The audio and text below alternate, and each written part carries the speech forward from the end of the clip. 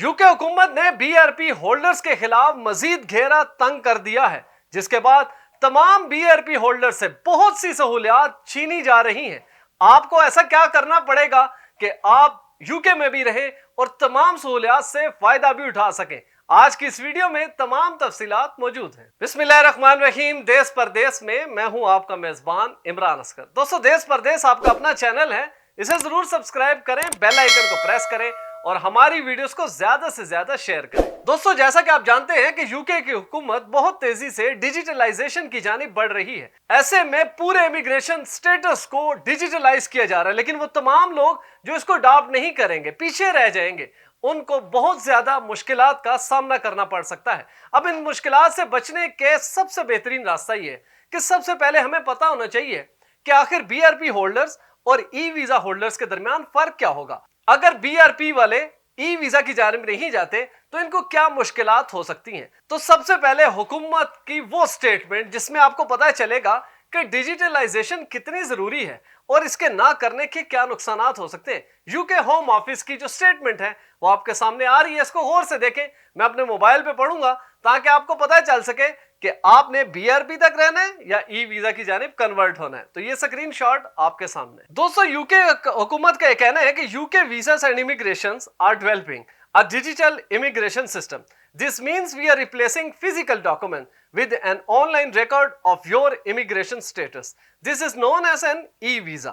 The documents being replaced are biometric residence permits BRP, biometric residence cards BRC, passport endorsements such as an indefinite leave to enter wet-linked stamps, witness stickers in passports such as entry clearance or visa vignettes. Since 2018, millions of customers have received an e-visa online, for example through the EU settlement scheme. अब दोस्तों, सबसे पहले आपको यह पता चल गया कि जब डिजिटलाइजेशन की जानिब हुकूमत जा रही है और पूरे इमिग्रेशन सिस्टम को डिजिटलाइज किया जा रहा है, तो न सिर्फ बीआरपी, बीआरसी, आपके वो तमाम इंडेफिनिट स्टे जो आपके स्टैंप के तौर पर जानी जाती है, आपके पासपोर्ट के ऊपर फिजिकल हैसियत है, एक डॉक्यूमेंट है, इन तमाम चीजों को डिजिटलाइज किया जा रहा है। आखिर डिजिटलाइजेशन का फायदा क्या होगा? देखिए, सबसे पहले तो यह है कि जो लोग बीआरपी से या इंडेफिनिट स्टे से ई वीजा की जानिब कन्वर्ट होंगे, सबसे पहले वो अपने अकाउंट को दुनिया के किसी भी हिस्से में ओपन कर सकते हैं, क्योंकि ऑनलाइन सिस्टम होगा।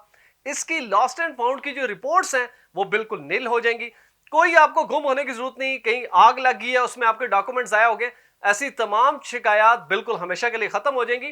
प्लस आप जितने ई वीजा की जानिब जाएंगे उतनी ज्यादा बेनिफिट्स आपके करीब आएंगे। मिसाल के तौर पर 31 दिसंबर के बाद जब आप अपने बायोमेट्रिक रेजिडेंस परमिट के जरिए अपना ड्राइविंग लाइसेंस क्लेम करने जाएंगे या बनवाने जाएंगे तो आपको ना कर दी जाएगी। इसी तरह अगर आप बैंक अकाउंट खुलवाने जा रहे हैं तो आपको बैंक अकाउंट की सहूलत नहीं दी जाएगी, क्योंकि आपके पास फिजिकल डॉक्यूमेंट होगा और फिजिकल डॉक्यूमेंट बिल्कुल खत्म हो जाएगा, जिसका यूज खत्म हो जाएगा। प्लस ये है कि बहुत से ऐसे लोग होते हैं जिनका बीआरपी या उनकी बेसिक इंफॉर्मेशन थेफ्ट होती है, उसको टेम्पर्ड किया जा सकता है बड़ी आसानी से, जिसके लिए आपकी मुश्किलात होती हैं। लेकिन जब आप ई वीजा की जानिब जाएंगे तो ये तमाम चीजें खत्म हो जाएंगी। इसके सोल अकाउंट होल्डर आप खुद होंगे, आप इसको किसी भी जगह यूज कर सकते हैं। हुकूमत के तमाम बेनिफिट्स इंक्लूडिंग आपकी मेडिकल फैसिलिटीज, आपकी इंश्योरेंस फैसिलिटीज, दीगर बेनिफिट्स, आप स्टूडेंट हैं, एज अ वर्कर काम भी कर रहे हैं, आप स्किल्ड वर्कर वीजा के ऊपर यूके में हैं और आपने काम भी करना है, तो तब भी आपको तमाम चीजें आपकी ऑनलाइन मौजूद होगी। जिस भी डिपार्टमेंट में, जिस भी एम्प्लॉयर के पास, जिस भी कंपनी के पास आप जाएंगे तो आपको फिजिकल किसी भी चीज की जरूरत नहीं पड़ेगी।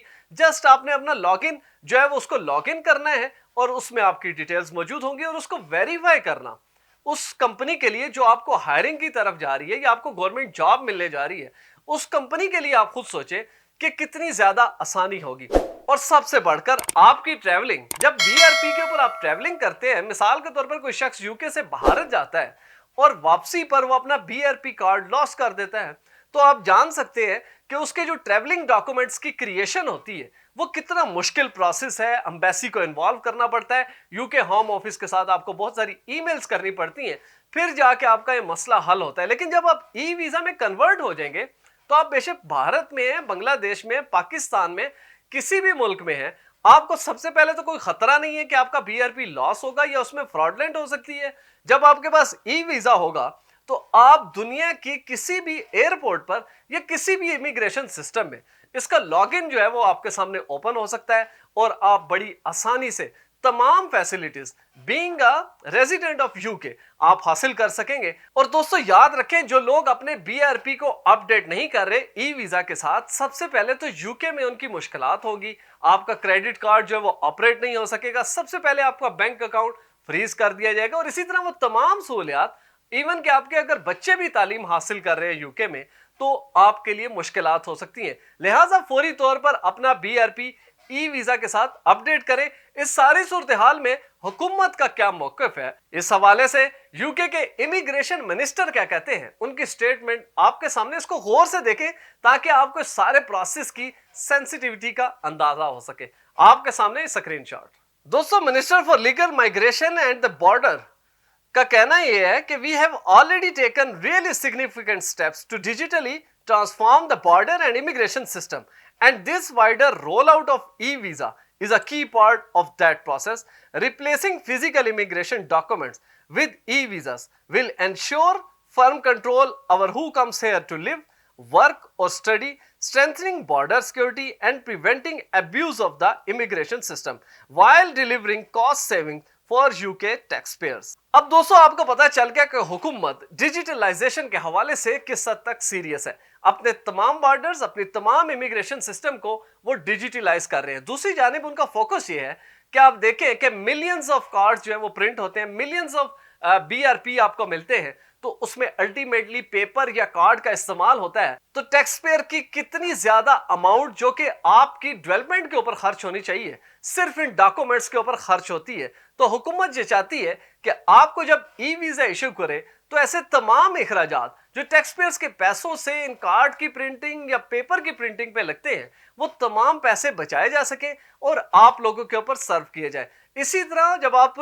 बीआरपी होल्डर हैं और ई वीजा में कन्वर्ट नहीं होते, तो आपकी कोई प्रॉपर्टी है उसको रेंट आउट नहीं कर सकते। अगर आप वहां पर एज अ स्टूडेंट गए, आपने कोई रेंट पे कोई चीज फ्लैट हासिल करना है, आप वो उस सहूलत से महरूम हो जाएंगे। तो ये ऐसी चीजें हैं जिनको आपको ज़हन नशीन रखने की जरूरत है ताकि आप फौरी तौर पर अपने बीआरपी स्टेटस को अपडेट करें और ई वीजा में चले जाएं। और याद रखें, जब आप ई वीजा हासिल कर लेते हैं तो आने वाले दिनों में अगर आपकी क्रेडेंशियल में, इंफॉर्मेशन में कोई अपडेट होती है, आपके नाम की तब्दीली है या इसके अलावा कोई आपका एजुकेशन स्टेटस डेवलप होता है, तो ये तमाम चीजें ई वीजा में अपडेट होने में सिर्फ चंद सेकंड लगेंगे। लेकिन अगर बीआरपी होगा तो आपको कई साल लग सकते हैं। लिहाजा अपने आप को अपडेट करें, अपनी फैमिलीज, अपने बच्चों के तमाम बीआरपी को फौरी तौर पर ई वीजा में कन्वर्ट करें ताकि आप तमाम मुश्किलात से बच सकें और हुकूमत की जो पकड़ है उसमें भी ना आए। मुझे उम्मीद है इस वीडियो से आपको बहुत ज्यादा मदद मिली होगी। आपसे गुजारिश है, मेरी स्क्रीन पे नजर आने वाला नंबर